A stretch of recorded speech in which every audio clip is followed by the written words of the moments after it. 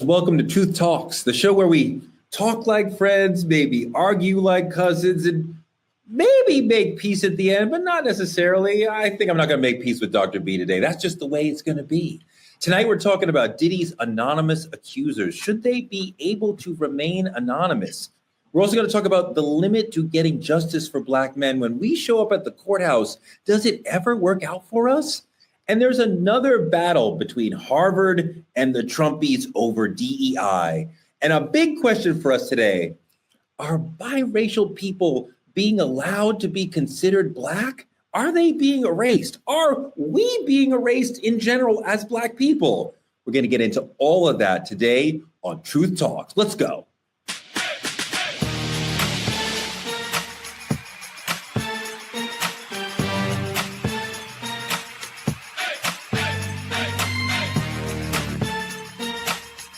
Are y'all ready to roll? Let's go. Truth Talks is back with two of the smartest people I know. You can figure out who the other one is. Please welcome Dr. Cheyenne Bryant. What's up, Truth Tellers? It's your favorite Dr. Bryant. I happen to be the smart one, number one. Areva Martin happens to be the smart one, number two. And we're just figuring out where them fellas fit in. But let's move along with these topics. You're absolutely Girl right. power. We've seen her on CNN and ABC Live, civil rights attorney and media powerhouse, Areva Martin in the house. Well, one of the two smartest people on the show tonight. Thank you, Dr. B, for repping for the Black girls. You're absolutely right. And I love him, even though I am highly disappointed that he is still not finished reading the autobiography of Malcolm X, but he has seen the movie. That's something. Dimitri. I will finish the book very soon. I promise. I promise. It's a pleasure to be here. Come on, man. This book is like at the heart of what it is to be a Black man. You got to get in there. Misha, when an ancestor talks, you listen, young man. Listen. You see how she do be, Areva? Misha, you can read the slide notes, baby. there, Areva? I love how they advocate for me. I see how you do. All right, look, let's get into trending truths. Our friends at Hair Maniacs are supporting us on this segment today, so we really appreciate that.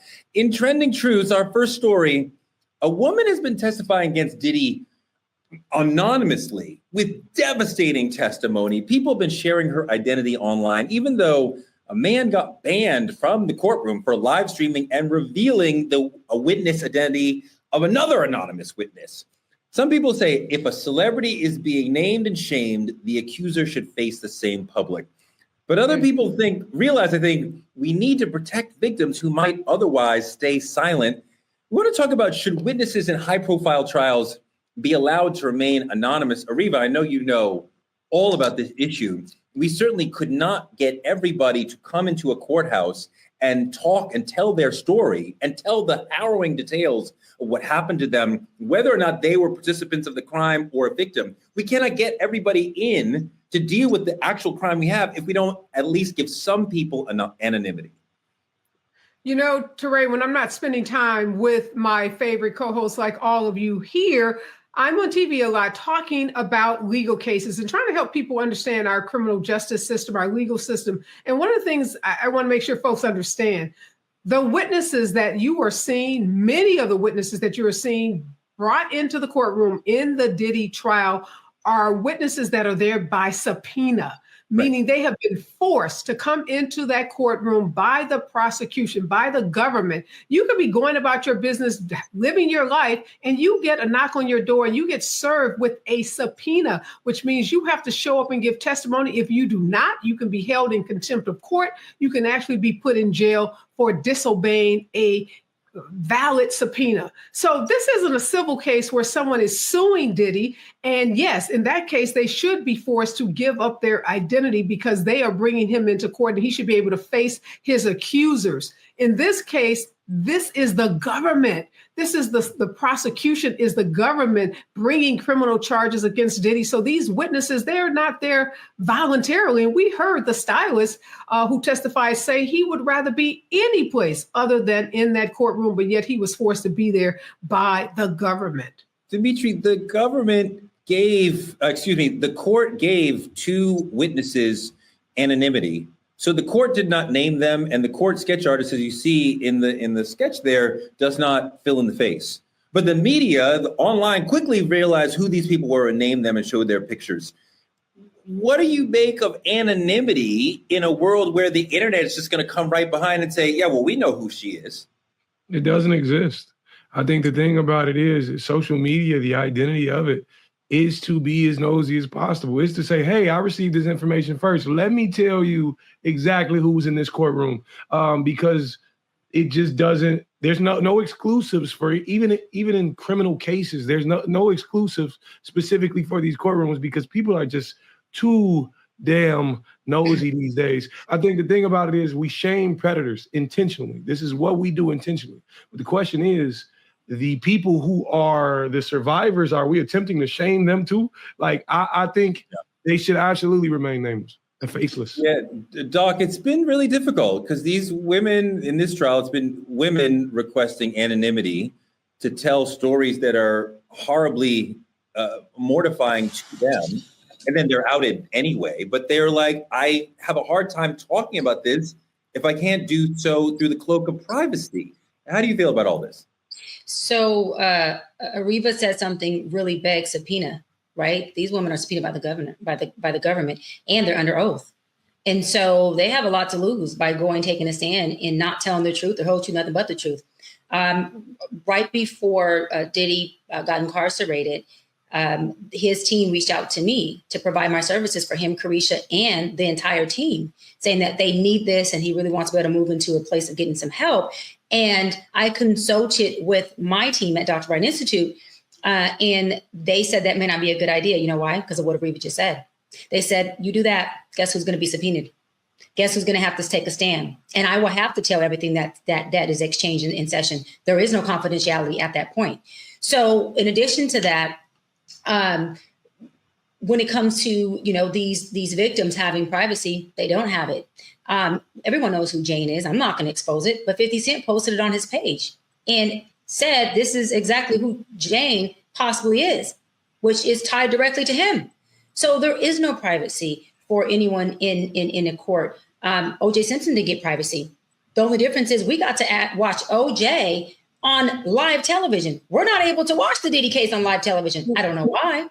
Well, because it's a federal trial and OJ was a state trial. I mean, OJ was accused of committing a crime. People who are victims perhaps should have the ability to tell their story quietly, privately in a way that doesn't leave them feeling like their own lives have been damaged. But I do want to hear you talk a little bit more, Doc, about the opportunity, let's say, with Diddy that his team asked you to provide your mental health services to their community. Yeah, totally. When his representatives reached out and said, "Hey, Doc, we would love to, set up a session with you." And was it Christina? I'm not giving away any names, Teray. This is not TMZ. This is not TMZ. What I am going to say is they reached out, and I said, okay. And the truth is, I asked. I said, well, is this something that they want to be a public session or a private session? And I asked that because I have a lot of celebrities like Nick Cannon and Cam Newton and B. Simone and so forth that have had public sessions that they've recorded, right, and allowed the public to use for their betterment, to see if there's tools and things that they can get from these interviews or from these sessions. So I said, is this going to be public or private? And they said, we'd like for it to be private. Because he definitely wants to be able to, get some help along with Carisha and along with other of his employees as well. And so what I'm saying is that I'm happy. I always look back at it when I look at this case and I'm going, holy crap, thank God that I did not, take that on. And we were not able to do that because I would have been subpoenaed in court for sure. Oh, for sure I'd have been subpoenaed because we would have been processing a lot of stuff in those sessions that I would not want to have to be privy to on a stand, to our point, with the public watching in court, giving away my name, sharing my information on social media. To me, that is a risk to all the victims. I think that they should be protected in their testimonies, protected in telling their stories. I just think that should be a public thing.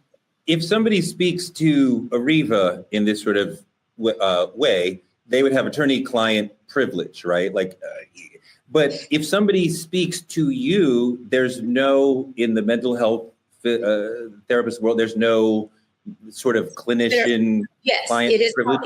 Yes. There is a client coach or client therapist privilege. However, if the court subpoenas me, that overpowers all privilege that they have. I have to show up and I have to be under oath and I have to tell what it is, because, what's spoken or shared in session can be used in the court of law as evidence. I don't think that's okay. Even as me being a therapist that transitioned into a psychology expert life coach, I don't think that's okay. I think there should be a place where a safe space is a safe space. Use other aspects as evidence. I just don't think mental health should be a place where you use that as evidence. That's just my opinion. Reva, quickly, I think the notion that they are reaching out to one or other therapist to say, hey, we need help, shows that they understood we have a deep spiritual problem. This man has a problem and he needs to be talking to people to deal with this problem. I don't know if it shows that. It may show that we need to set up a defense for this criminal prosecution. You are making an assumption that they're reaching out to Dr. B or any therapist because they do really want to acknowledge the problem and then fix it. But I don't know that to be the case at all. We don't know that to be the case at all. We know that oftentimes defendants in criminal cases reach out to folks to set up a defense. We've heard about Diddy calling people saying, hey, do you remember when we did XYZ? You remember it that way, right? Wink, wink. So no, I don't make that assumption. I think this is a guy that knew he was going down and he was trying to do everything in his power to not go down, including create this sympathy that now I'm getting help from a female, a Black female. I've hurt Black females, but now I'm seeking help from a Black female. Well, yeah. So no, it's a great idea. So I appreciate your cynicism. So perhaps he's saying, let's pull Dr. Bryant into our show of we're trying to be better, Your Honor, and jury, don't convict us because we're in the midst of trying to improve as a human being. Wow, that's crazy. Yeah, and then you got to remember at that point, right, we weren't in court. All of this wasn't exposed. And so for me, as being a professional in the mental health field, I just looked at it like you were kind of saying, Teray, like, okay, they want help. They want assistance. They want sessions. Absolutely. This is what I do. Sign me up. But by, again, the grace of God, he definitely detoured that. And I'm okay with that. I'm definitely okay with that.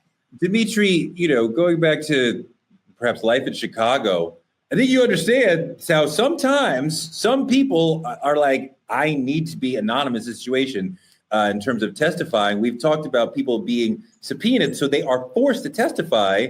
But when you're forced, sometimes you're like, can we please just keep this private so the world does not know that I have testified?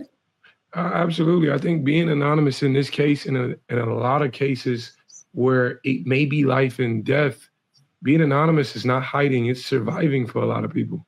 It is your ability to maintain a normal life after you leave that courtroom, maintain a life after you leave that courtroom. So for a lot of these people, this isn't a small deal. We've seen how powerful Diddy is in situations outside of the courtroom. We see how much money impacts how much he's able to control. So if it was me and they was calling me to the stand, I'd like to be anonymous. And I think they should grant that to every single witness, because clearly they need some witnesses if they ask therapists, every single witness that enters that courtroom. Is it fair to the defendant? Is it fair? I mean, has the defendant been fair? That's the, I mean, hey, maybe not. In a lot of cases, I can see why you make that point. Maybe not. But this is life and death here we're talking about. This is delicate situations we're talking about. It may not be. The defendant can see who he's talking to or who she's talking to.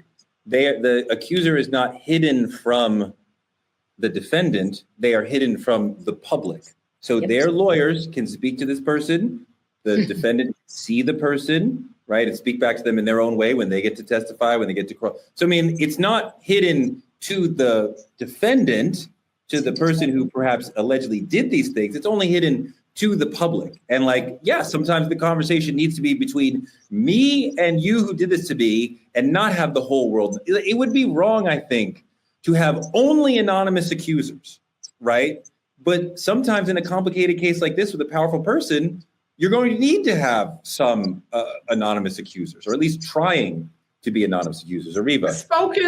Touré, spoken like a true lawyer. I want to give you a lot of kudos for that, because you're right. The defendant knows who these witnesses are. The witnesses are sitting in the courtroom. They're on the witness stand, and the defendant's lawyers have an opportunity to cross-examine those witnesses. They have an opportunity to present them with text messages, emails, and all of the evidence that has been presented during this case. So there is no unfairness. There's no prejudice to the defendant by simply keeping the name of the witness out of public view. And a lot of times it is for the protection of witnesses. In many cases, these witnesses are facing peril. They're facing harm. They're facing the possibility of being intimidated, of being harassed, maybe even facing bodily injury just by coming into a courtroom testifying. A couple of days ago on the show, we were talking about folks snitching or folks giving testimony about crime in their neighborhood. If we want people to speak up, if we want people to help with the solving of crimes, we got to make it such that they can do so and not be at risk for having bodily harm done to them or to their family members. Do you think that this is normal as far as the way things quite often go in courtrooms, as far as having, I think we've had 2 anonymous defendants so far, like giving significant testimony. And the government puts up, let's say, I think they were going to put up like 20, 25 people. And then 2 of them are telling long, significant anonymous stories. Like, is that an unusual amount to you? It's not unusual at all. And keep in mind that Diddy has been charged under the RICO statute, a statute that used to only be associated with mobsters or the mafia. But we've seen prosecutors get real creative, like in the R. Kelly case, and use these RICO statutes to claim that these individuals are using their businesses as criminal enterprises. And a part of what the predicate charges against Diddy are arson, bribery, extortion, sex trafficking. So although he's not your typical mobster, the prosecution's case is that he is operating a criminal enterprise and engaged in criminal activity very similar to what we would see in a case against someone in the mafia. I mean, when we think about somebody as allegedly dangerous as Diddy has been, arson against Kid Cudi's car, home invasion against Kid Cudi, kidnapping people, these are all things that he has been charged with in some of the lawsuits. He's charged with much more serious things. You can see why this is a dangerous, potentially, allegedly, arguably dangerous person, where at least certain witnesses would say, I want to try to have, some, as Demetri said, a modicum of a life after this thing, after this trial. So they may need anonymity to try to be able to tell the truth. But this case has made it really, really complicated and sent a horrible message to all the people in future trials who feel like they need anonymity to be able to testify, because we have seen how difficult it is to get anonymity in a big trial. Like both of the anonymous witnesses, their anonymity was blown online almost within minutes of them hitting the stand. So, I don't know what what future people who are like wanting to move. Okay, so I want to move on to another issue that is really, really important. This brother, Telvin Osborne, this is a different kind of justice story. Activists are demanding police reopen the investigation into the story of a white woman who shot and killed this brother, and I'm using that word advisedly. He went viral for saying he preferred white women over black women, saying he'd rather be with a dog than with a sister. Now, the question that I want you guys to deal with, and let's go to you first, Demetri. Should we be fighting for justice for someone who is out here openly disrespecting his community? So kind of like, we say we're rooting for everybody black and every brother is, but if this person is hateful toward the community, should we still be fighting for them, or should we let them fly? I think even the fallen deserves fairness. The thing about it is you can't call it justice if it's not a fight for everybody. Contrary to him, I hate the beliefs he obviously we're preaching online, because I'm on the whole other side. I am somewhere else. I am pro-black women. But the thing about it is, if he wanted a dog over a black woman, he has his preferences. Obviously, freedom of speech, you can put it online. But the thing about it is, when we speak of justice and death, it's If we throw this out the window, we are advocating for them to throw justice out of the window every time. So I'm going to say the fallen deserves fairness. Yes, I have to. But you don't have to agree with the sentiments he was preaching. Doc, how do you feel about Black people feeling activist egg riding for somebody who's hating our community? Well, this is the thing, this brother was lost in the sauce, and just because he's lost don't mean that we have to be. To hate your community is a direct reflection of his self-hate, his identity crisis. To want to date outside your race is okay. That's just a preference. But to say that you rather date a dog than to date a Black woman, that is a direct attack on Black women, on the Black race. You happen to be Black, bro. And so it's unfortunate that he died at the hands of what he was choosing.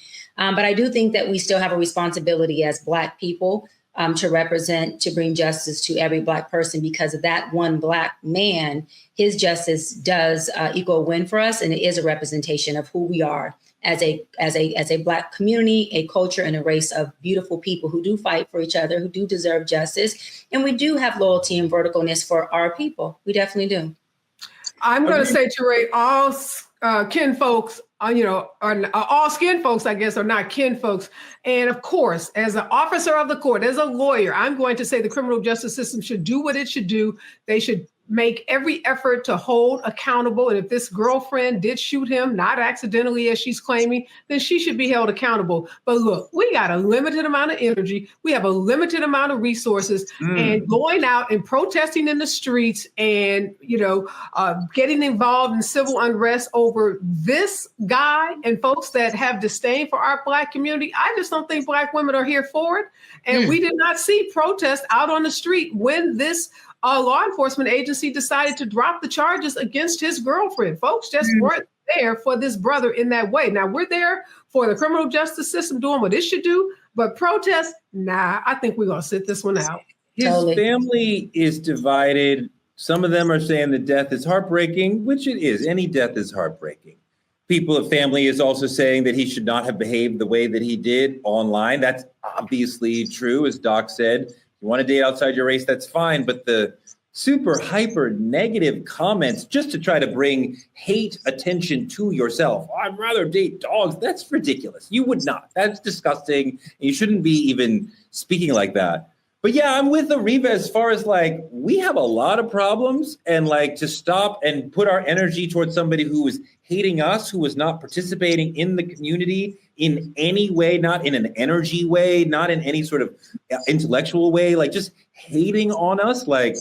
Nah, bruh, you stood on that. That's where you lied. And then a white woman killed you when you said white women were better. Well, you learned. Dimitri, he learned. He learned the hard way, but he learned. Yeah, the thing about it is, they say her father is a police officer. To me, I don't want to pull away from who I am as a person. Like I said, even the fallen deserves fairness, but to some degree, my mother always told me, you die by the sword you live by. And if you wanted to be there, and that's how you die, that's just what you needed. Not what you needed, but that's what, that's the choice you made. It would have been a different story if he advocated for his community and stayed with his community. And then when an uproar happened, we would have been right there beside him. George Floyd didn't advocate for us. And there's ways that you could say that his life was lived in a way that made us look bad. But he was not anti-Black. At least give me like that, right? And we're not talking, and when we talk about George Floyd, we're not really talking about his life. When we talk about Breonna Taylor, we're not talking about her life. We're talking about the way their lives were ended when they met the police, right? And you deserve justice when the state comes into your space, your proximity, be it your home or you on the street, right? This brother is being actively anti-Black, and I don't want to see any Black people killed for being Black by anyone. So he is a victim of racism, even though he was a proponent of internal racism. There you go. Spewing his internal racism all over the place. But yeah, no, I can't see anybody advocating and spending our precious finite energy on someone who is actively anti-Black. Can I talk, though, Teray, about some of the legal issues here? Because whether we protest or not, which we have chosen not to, there are some issues in this case that need to be investigated. This girlfriend's story about cleaning the gun and accidentally shooting him, that does not meet the smell test. I hope there is a further investigation. I hope that justice is done for this family, even though we may not take it to the streets, because it does not appear that this was an accidental shooting. It appears that they were having an argument. We know alcohol was allegedly involved. And I'd like to see from the investigators if this is a case where this woman should really be charged with a crime rather than this case being dropped because perhaps she has some relationship to a sheriff in this community. Yeah, and this is a case that took place in Georgia. And we know Georgia is known for hiding evidence and throwing rocks and hiding their hands. And with this lady's father being an officer, I truly believe that, he had a big role in making sure that this investigation took a turn. Her charges were dropped when the legal system already said that the phone call and the evidence is very skeptical. So if it's skeptical, why are her charges dropped? Have you proven that this gun fired off on accident? Have you proven that there's evidence to say that she did not? Have you ruled that out? Right. So to me, it's tricky. Georgia does this thing. And that's why I'm so happy. I love my Atlanta. I love my Georgia, but I'm so happy I'm a LA girl because they get to hiding and covering things. They do it everywhere. But Georgia has really, even with the twins, Georgia's doing that now with the twins and their evidence. It just has to stop. And this is all systemic racism. And I don't think he got what he deserved. I just think that he got what Black folks have been experiencing year after year after year, whether they're dating a white woman or not. And it's unfortunate. And hopefully, to Ariva, they can pick this case back up. And that's where I believe us folks that are Black would have to be the ones that are participating in this to have them pick this case back up, because this Black family deserves justice, regardless of his position on us. And this lady deserves to do the time for the crime, the murder that she allegedly, was behind the trigger of. But can I say that this is a cautionary tale, Black folks out there that want to dog out your community? It is the Black community that gets these cases, the kind of high profile attention that often will cause the police to go back and do an investigation. Yep. It is us taking to the streets. It's us using our social media accounts that often will cause police to reopen cases that they have closed. So if you want the kind of heat that we can bring as a Black community for your loved one, tell your loved ones to quit trashing us. We are going to be there for Black folks, but we also need them to be there for us. 100%. Dimitri, do you think he's going to get justice, Dimitri? Ain't no justice coming from this. There's no justice because at this point, what he asked for and who he chose to live his life with have concluded their case. And if Black people aren't going to fight for it to reopen and rush the streets, there's nothing going to come of it. I think it's a done deal. I mean, I don't really want to see any Black death be forgotten. And even if the person is racist, I still want them to be treated as a human being, which is perhaps more than the racists want for us. But, I want to keep an eye on this story and see how it goes. But I don't want to be marching and riding for this brother because, the anti-Blackness is too much. We've been dealing with so much anti-Blackness from white people. When I get it from Black people, I'm like, okay, go ahead. Go off with your white girl. Go to the trailer. Have a good time over there with that. Because don't bring that over here. And the moral of the story is the white girlfriend killed this guy. That's what happened. Regardless of whether the court says it or not, that's what happened. Get Out. Get Out was a good movie about this. But go ahead. I like it. I want to move on to our politicking segment because it's actually really hurtful to see this going on, Ariva. There's Harvard canceling all its affinity graduation ceremonies. So there's no Black graduation, no Latinx, Latino, Latina, no LGBTQ plus graduation. A lot of other schools followed: Notre Dame, Wichita State, U of Louisville. Harvard's Black Alumni Society came in and raised $46,000 on their own to hold their own celebration. And Ariva, it's complicated. You're a Harvard law grad. Congrats on that. But we see Harvard in one side fighting the good fight against the Trumpies, against DEI and the other things they're dealing with. But then they seem to capitulate on this side. What do you think is going on? Look, two things can be true at the same time. Harvard did file a lawsuit against the Trump administration when other universities like Columbia University did not. When Columbia took a knee, Harvard did stand up. But let's not get it twisted.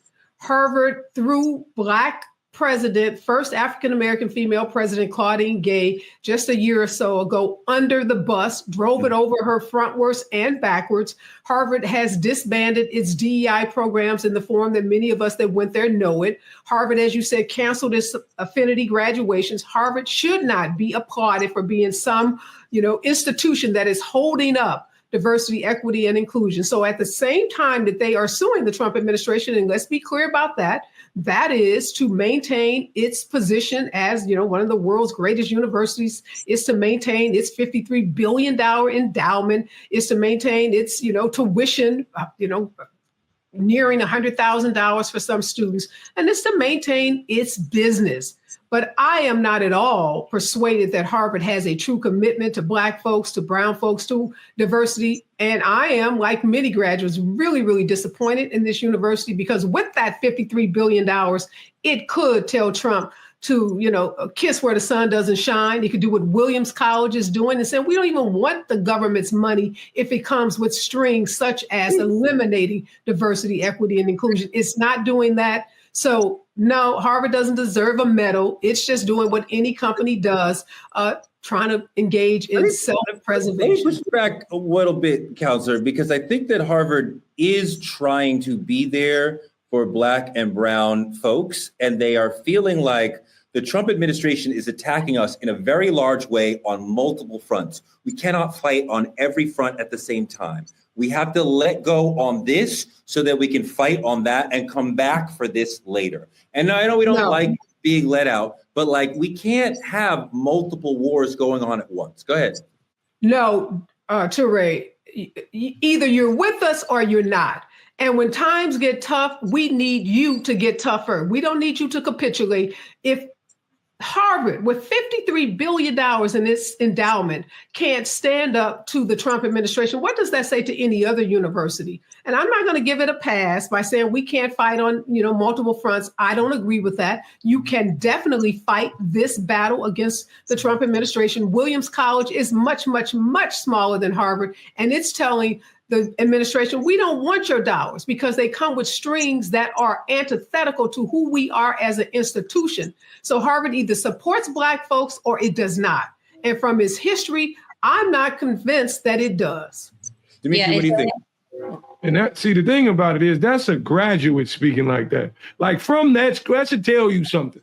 I think I used to hear a long, long time ago when I was young, without a place to gather, our voices scatter. I used to hear it all the time when I was a kid. And it meant without celebration and memory and everything we doing, you start to lose tradition. It gets lost, because Harvard is in itself attempting to keep tradition while erasing the core things that provide it. And I personally agree with Ms. Martin for sure. The idea that if you're not with us, you are completely against us. Don't pick which way you gonna fight, which hand you gonna swing with. No, throw the whole fight, because Harvard is one of the richest institutions. And if anybody could do it, they can do it. Doc, I'm sad to see the kids not have affinity graduations, because I know how important that can be to be with your community that probably helped you get through Harvard on the last day of being a Harvard student. If you wanted to, y'all, you would. And that's to Harvard. Anything you want to support, you're going to support.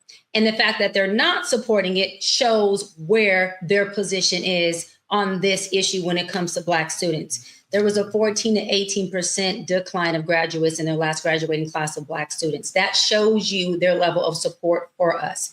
I totally agree with Areva. You cannot partially support us. You cannot be in the gray area and support us. You're either supporting or you're fucking not. And I think it's time for us as Black people to draw a square and stand on it and say, listen, when it comes to our issues, we tend to protest and make noise and pull back and do all these things. And guess what? It benefits everybody and oftentimes not us. But then when it's time for us to have a Black issue, this is the type of stuff that happens. Where is our support? Where are the people who are supposed to be allying with us? Where are the students in the Harvard partnerships and the people who were donating to the Harvard student scholarships now? Where are they at now? Where are the folks who are donating money, getting buildings with their name on it in Harvard, who are saying, we support DEI, when it was a financial gain for them? Where are they at? They're not here, because everybody wants to be a nigga until it's time to be treated like a nigga. That is the problem that I have with this situation, straight up. They all like the culture until it's time to feel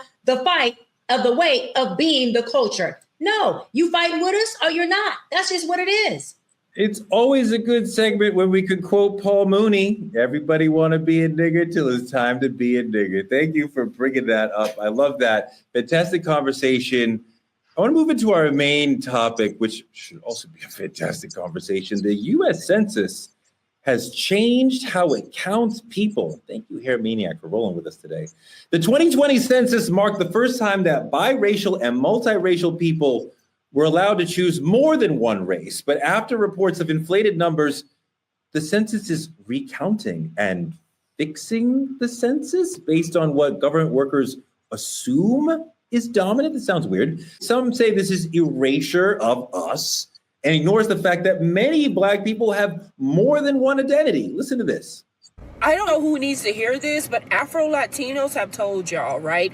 Biracial Black people have told y'all. And other Black people have told y'all over and over again that mixed Black folks exist, okay? As someone who grew up with West Indian roots and African American roots, right? Those are different cultures. I am allowed to say that I am ethnically mixed, okay? Mixed Black folks don't have to be biracial to be mixed, right? It's a very interesting point about the ethnic complexity of our community. And the census here is flattening all of that nuance in modern America of mixed people, which is so much of what makes America what it is. So in the current way, or the new way the census is going to do things, if a single white mom lives with her 3 biracial kids, all 4 of them may be counted as white, like, whatever, which is perhaps driving toward changing the numbers, because white people are very afraid that we are moving toward a minority majority country by 2035, 2040. So we're in America where if you have a hint of brown in your skin, you're Black, but now they're trying to erase diversity, perhaps to boost the number of white people in this country. Dr. B, you're biracial. Was it significant to you when the census started letting people choose more than one race? Yeah, I'm multiracial, and I have a kind of a 2-part perspective on this. I think that people have the right to identify with what they want to identify with. Why do I say that? Because as a Black, Mexican, and French Creole person, I would always mark Black. And my grandmother, who was French Creole, not Black Creole, French Creole, she would get upset with me and say, baby, you also are Hispanic and French Creole. I'd like for you to represent that as well. And I would always tell my grandmother, Mariah, I'm like, okay, but I identify as a Black woman.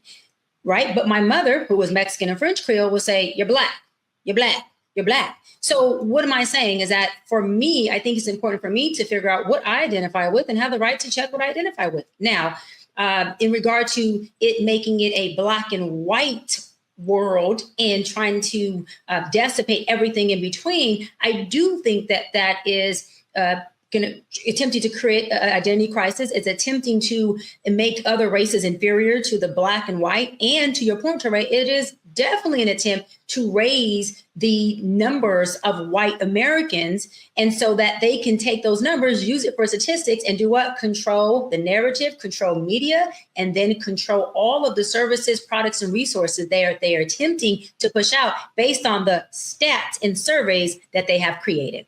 Absolutely. I mean, when you're biracial, you are getting pulled in both directions. Lots of biracial people talk about this. They have 2 different sides to them, or maybe 4 different sides to them, and they feel both an affinity toward the different sides, and also sometimes people pushing them, saying, well, you're not white enough, you're not Black enough, you're not Latino enough, or Latina enough, whatever.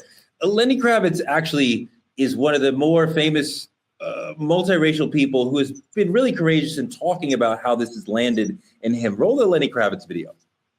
In school, you'd have these things you'd have to fill out sometimes, and it's race. And there would be, like, well, okay, my great-grandmother's Cherokee Indian, my father's a Russian Jew, my mom's Bahamian. What the hell do I put on this thing? But then the teacher, somebody come over and black, Ariva, we see in his story, in Dr. B's story, just the complexity of being multiracial, but then a world that wants you to say, no, you're just one thing. Do you think this census choice, this change by the census, is some sort of attempt to raise the number of white people in this country? So before I answer this, I know you're going to call me sinister because you've used that word throughout the week that I've been hanging out with you. Cynical. But cynical, yes. So I'm going to say that which you're going to probably characterize as cynical again. Absolutely. This is nothing but white supremacy at play. This is nothing but an administration attempting to increase the number of white folks and to claim people who are biracial as white and to convince biracial people that it is better to be white, because we know we've been taught throughout history in this country, be anything you can be but black. Because anti-blackness is so pervasive, not only in white culture, in Latino culture, even we know in our own community, there are sentiments of anti-blackness that are still so prevalent. So yes, this is an attempt to increase the number of white folks, and it's dangerous, Touré. You know why it's dangerous? Because if white folks either don't have to check a box, or if they get to check all the white boxes, then we are never going to get to equity in companies, equity in organizations. So this big fight for diversity, equity, and inclusion is so tied to this whole census thing, because if the company is all white, then why do we need to do diversity, equity, inclusion? Why do we need a diversity, equity, inclusion officer? Why do we need policies? Why do we need procedures? Because we don't even know what the numbers are. So we better wake up. We better pay attention to this. This is huge. And it's something that's not getting a lot of media attention. So I'm so glad we're talking about it on the show today, because it's a huge issue. Yeah. White people are definitely an oppressed class dealing with lots and lots of racism in their lives. So we definitely have to make sure that the world works out for them. But there's another side of this that I want to bring in too, because social media, I saw this TikTok the other day that kind of blew my mind. This sister raising the point that biracial people with a black mom are different, perceived different, look at blackness differently than biracial people with a white mom. So I believe that it is true. It is very true. The way that people perceive the world is based on learned behavior. And now studies have shown, that when a black child is raised with a white mother, they experience less identity crisis. They feel and perceive to be more accepted by society than a black and white child that is raised by a black mother has more of an identity crisis, not because the black mama did anything wrong. We're talking about their experience of having a white mom who has already a very organic, innate white privilege. We're not saying she's racist. White privilege mindset and way of raising that child gives that child a different optics and perception of the world, of themselves. That child is watching that white mom go into the world and be accepted, go into the world and be respected, go into the world and have a different privilege, versus that child watching their black mother having to fight a different battle. This is all learned behavior, not even talking about conversations that these parents are having with their kids at home. That black child starts to see the optics of, wait a minute, I'm identifying with mom and these issues and these encounters and how she's perceived and disrespected or respected or honored or dishonored in the world. And so they have a different perspective. My mother is not a black woman. So this is just a real story. I can relate to that, meaning I had a real big problem, y'all, with understanding racism as a young girl. It took me literally to get into college and get my African American studies a degree. And I was in that class, Touré, and that whole class attempted to tear my ass up because I was saying to them, I respect racism, but I never experienced it firsthand. And they were attacking me, but they were attacking me saying, what do you mean? You're Black. Are you disconnected from your Black roots? What I was saying was, no, right, exactly. I hear you, Teray. I'm like, no, but I'm giving you my experience from one, being raised in a household with two women who, again, Hispanic and French Creole. There wasn't racism that happened to be impaired or issues we talked about in our household. And I didn't see them go out into the world, and I'm just being honest, and have a certain struggle that I was able to see my father's mother, who's Black, have. So it's very different. Y'all lived in Compton, right? Y'all live in Compton, right? No, we live in San Pedro, which is a community in Los Angeles. We are from Los Angeles, sweetie. LA natives, San Pedro. Okay, I don't know about San Pedro. We gotta figure that out later. Roll a video that my friend Chris made on TikTok so we can get into that issue. Mixed children who have white mothers tend to be more exposed to internalized racism and colorism because of the lack of intersectionality among white feminists. People are like, yeah, children with white moms tend to be a little anti-Black. And I was like, shoot, I got a white mom. I will admit that there was some definite anti-Blackness like stuff when I lived with my white mom. And my grandmother sees my brother's shirt, and he's wearing a shirt that looks just like this with Malcolm X and the rifle. And my grandma's like, really? Malcolm X with a gun? So violent. Ariva, I respect all those people's opinions, all those people's lived experiences, and I'm sure that everybody who has these mixed situations, as they express their Blackness, perhaps maybe their white family will be like, we don't understand, especially people from the older generations are like, we don't understand. Fine. But we're drilling down on, if you have a white mom and a Black dad, you're going to be different than if you have a white mom and a Black dad. And I don't know if I see any consistency within that. Because like, if you have a white mom, and I think the things that Dr. B said that the white mom is giving you are correct, but that child also has a Black dad, so who's also giving you Blackness from his perspective. So I'm not sure I see a consistency, but what do you see? Well, it's interesting because I posed this question to my daughter, who's Gen Z, and asked her, because I immediately said that I think that a biracial kid that grows up with a Black mom is probably treated differently than a biracial kid that grows up with a white mom. So I asked my daughter, Morgan, what did she think? And she said, absolutely positively not, that amongst her peer group, young 20-year-olds, that they didn't see a difference, between the color of the mom, whether it made a difference. And I think, I'm going to date myself some, it made a difference in my community growing up in a Black community because we didn't have a lot of fathers around in the community. So those Black moms were holding it down for biracial kids. And I don't know, in that day, your mama was the central point of your family. So if your mama was Black, you were Black. Now, of course, the father being Black in America, you were also considered Black. But I do think there was a difference between those biracial kids who had Black mothers versus those that did not. Dimitri, I wonder if forcing or asking biracial people to make a choice, be it socially or with the census or what have you, is that working to divide the Black community in general? Man, I just love to be the maniac. So like for me, everybody Black should just put white on they, just check it white. Just fuck the numbers up because they already gonna fuck them up for us. So let's fuck it up some more. That's just me. But no, in actuality, of course it is. Of course it does a ton more harm than good. I look at it like what plagues my mind when we actually have these conversations. From what I've seen, the world loves mixed babies, but like hate mixed personalities. Like it's cool visually, and then the moment it becomes political, it's a problem. Like that's what I see in my community when I look at our own people. But for me, the whole thing about the Black mama and the white mama and the I think it's about what we've seen in our own cultures. Like in Black culture, the Black mother is the backbone. Like she's everything for a Black household. A white mother is often different at times. She doesn't have to be the protector. She doesn't have to, the Black mama got to be everything. And there's a level of culture that a Black mom instills in those children that a white mom, we question if they can. So of course, it's automatically going to be different. of Ariva, course, it's a very large deal.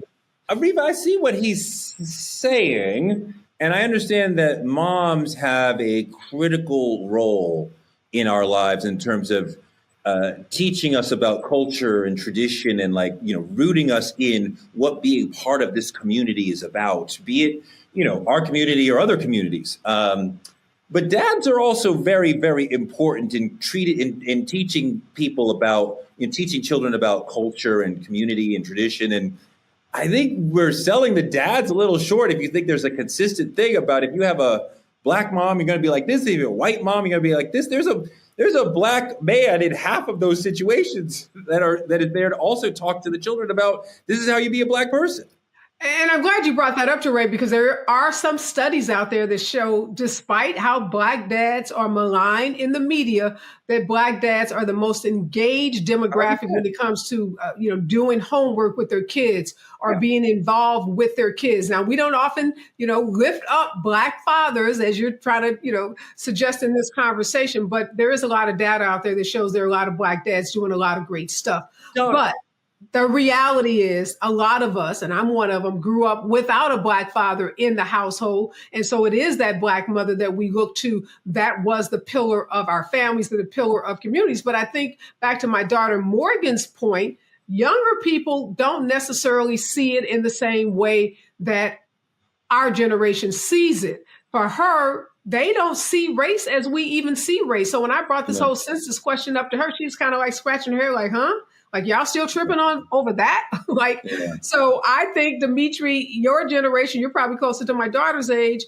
I don't know. I don't know if you all are tripping on race the way we perhaps did some years ago. Dimitri, what do you think about how, in your relationship, in your experience, how moms teach Blackness? Have you talk about that, what you've seen, because that's what we're getting down to. If you're the only person, you're the only Black person, and you're the Black mom, you're the only Black person in the parenting, are you teaching them more Blackness? I think the thing about it is, if you're looking at me in my life, I've turned out more like my mother than anybody else. Like exactly how the world treated my mother, whether it was good or bad, is how it shaped me to be. So if I saw the world being disrespectful towards my mother, I sought to be the protector of that. That's what instilled it in me. When I saw my mother had no place to voice her own opinions and her thoughts and her issues of what she dealt with when she was younger, I became that safe space to talk to. So I just think how pivotal a mother is in the household, we drastically undervalue. As a Black father, I don't think that's not particularly the conversation we're having, but as a Black father, I don't think I turned out more like my dad, and my dad was present. What do you think about Ariva's daughter's point that race is less important to you, your generation, your peers, than it has been to me and Ariva in our generation?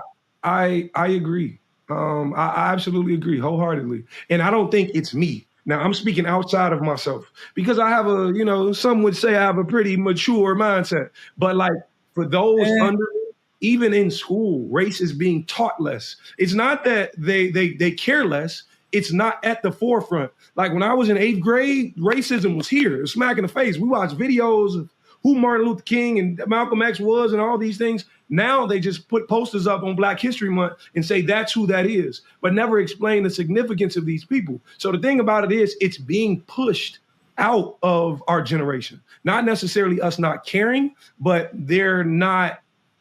You have less people signing up to be in the NC. Doc, what do you think of this notion that the younger generation, Dimitri and Taylor, they're thinking about race less than we were? Well, I think it's to Dimitri's point, but I think it's a subjective depending on the household you lived in. My household, again, we did not have a predominantly Black household. Of course, there was Black people in it. And my mother, who was the mother, the anchor, the big mama of the house, she wasn't a Black woman. She was literally French Creole. She was not Black Creole. And so for my optics, I love when you said this, Dimitri, about learning how to be Black. I did not learn how to be Black from my household because my household wasn't a Black household. I'm biracial, right? Multiracial. I learned how to be Black from my friends that were Black. This is just, I'm giving you a real perspective of multiracial. My father was, this is my point, right? He's a Black man. But during the developmental ages of a child, we are reared and leaning and more dependent on our mothers. That's male or female. It doesn't matter who it is. For the most part, unless the father's a single father, if the mother's in the house, that child is more dependent in the developmental ages on their mother. So what I'm saying is I learned how to be Black outside of the house, and I brought in questions into the house, and my family was very good with answering those questions because they knew they had a multiracial little girl. I had questions about my hair. I had questions about how do I show up as a Black woman. When I first became a therapist, I went to an all Black psychologist conference, and this is a true story. I walked out, called my grandmother and said, "Mom, I'm uncomfortable." She said, "Why?" I said, "Because it feels overwhelming, oversaturated, and I feel out of place." And she said, "Baby, but they're all Black." I said, "I understand that, but I don't know how to fit in." And this is just a real representation of being multicultural, that everybody doesn't feel like they fit in because you are split. You do have different races. And if you're not raised by a Black mother or a full-bred Black household, then you do have a different perspective. And you do have to figure out, like I did, where do you fit in being Black? How do you fit in being Black? And lastly, hold on, how do I fit in as a Black woman? And so those are pivotal points for me where I had to realize, wait a minute. And then when I figured out, hold on, what it was to be Black, your girl went all the way proud pro-Black. You know, it's like, I'm like, yo, this is what we feel your pro-Blackness through the screen 100% for sure. Like but it every as a young girl, Torre, and I have to be transparent with that. I had to learn to identify with this because my household didn't talk about racism and Black and white and all these issues. They just didn't. We just had love and we had family. That's what I want to talk about. I want you to talk a little bit about your development as a Black person from a mixed household. I want to bring Tracy Ellis Ross in this conversation because she's an amazing mixed person who I love. So roll that video real quick. I feel very honored to have had the opportunity to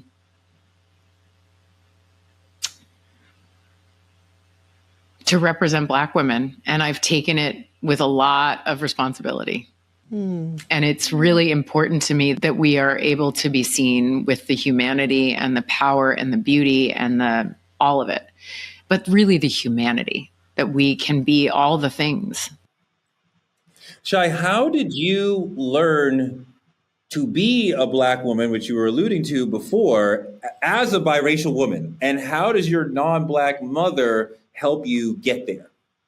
Right. And so I was always a Black woman, right? DNA and who I am and hair. But culturally, I had to learn what that culture looked like for me. And I wasn't always accepted fully by Black women through K through 12. And that's just the truth. I was either, not Black enough or too Black for the Mexicans over here. And I damn sure didn't fit in with the white people. And I wasn't trying to. I'm just keeping it real. So I had to really figure out what my identity was. And once I figured out what that identity was, which is now I'm vertical in who I am, there became this extreme, powerful Black woman thing. And lastly, I'll land on this. When NAACP, my branch, approached me and asked me to run for president, most people would have jumped to the opportunity. You know what I told them? I said, I need to pray on it. I need to sit on that, to make sure I can really be in service in this position, because I want to represent and I want to serve in the right capacity. I want to make sure that I, as a Black woman, would be able to represent our Black culture and community collectively in the right way, because I knew that I had come from a place of, again, we had like a hippie household. It was love, it was family, and that was all we needed. We didn't talk about this person's white, this person's Black. So when I said in my class in college that I hadn't experienced racism, I was very naive to racism. I had to learn it. I had to see it in my adult age to really understand the pain behind it and have a different perspective of our people. And that's the truth, because when you're not raised in a full Black home and you don't get to really understand the nuances, then you don't have the experience, and words don't teach, experience does. And I have to take my words, go get my experience, and here I am. I mean, there's no Black person who has not experienced racism. It's not a white person coming up to you and saying the N-word. We are here in America because of racism. Systemic racism impacts all of us, whether or not somebody actually says these words to you, where the police beat you down because you're Black. But Ariva, Black mothers are critical to teaching Blackness and putting us on the road to being proud and being representing the community. What do you think about all that? No, 100% Black mothers. I'm one of them. We are a rare breed, and we do set the standards, I think, for the culture for our communities. But I don't want to discount Black women like Dr. B and my good friend Kamala Harris and other biracial Black women who stand in their Blackness, because we know there's an effort by the Trump administration, by Donald Trump himself, to define who is Black, who gets to say they're Black and who's not Black. And we have to make sure in our community that we are embracing women and men like Dr. B, like Kamala Harris, like anybody that defines themselves as Black, because we and these individuals, they get to define themselves. We cannot let Donald Trump or MAGA or anyone define what Blackness is in our community. So great conversation about Blackness. Keep on standing in your Blackness, Dr. B. And we as a Black community got to keep accepting that Blackness comes in many shades, many forms, and many expressions. And it's not just the Black mothers, although I'm one of them, and I rep for the Black mothers, but there are a lot of white mothers and Mexican mothers and Asian mothers and other mothers that are raising strong Black people. And I'll be a Black mama as well, Reva, with you at some point, which would be an interesting concept to be a Black mama that wasn't raised by one. That's a whole other conversation. Yeah. No, but the Blackness that you've learned from your community, from your mom, who clearly loves Black people, from your dad, from the people in your life, has flowed into you. And we see how a mixed person can be as pro-Black and as radiating Black energy as any of us. And I read you just spiritually, just energy-wise, as like a Black person. And I think I can feel some people who feel themselves very much into communities and some people who don't. And both those choices are fine. And like, just from what I know of you, I feel you, Shai, is like, you're with us 100%. And I love that. And I love people who make an affirmative choice in their life to be in with the Black community. Because I want people to be actively choosing us, because it's an amazing community and this culture is everything. This show has been everything. You guys have brought the spirit and the funk. I really love the energy and the courage and the heart you guys brought today. So like, congratulations and thank you for bringing everything and just laying on the line today. That is our show. Like, comment, and subscribe on our YouTube at Truth Talks Live. Support us by donating to Truth Talks Live or visiting our website. Become a VIP member of the Truth Lounge. Advertisers, small business owners, influencers, you can advertise here. Go to truthtalkslive.com. Get involved. We can let your message be known by our 10 million subscribers. So get involved with the Truth Talks family and let's build Black media together. Next week, we'll be joined by Judge Lauren Lake talking about what it means to live Black and bold and bodacious. I am all about that. Dr. B is all about that. Dimitri's all about that. Ariva's been living her life all about that. So thank you so much for joining me. Truth Talks airs weeknights at 8 p.m. EST and 8 p.m. PST. We will be here for you, with you tomorrow.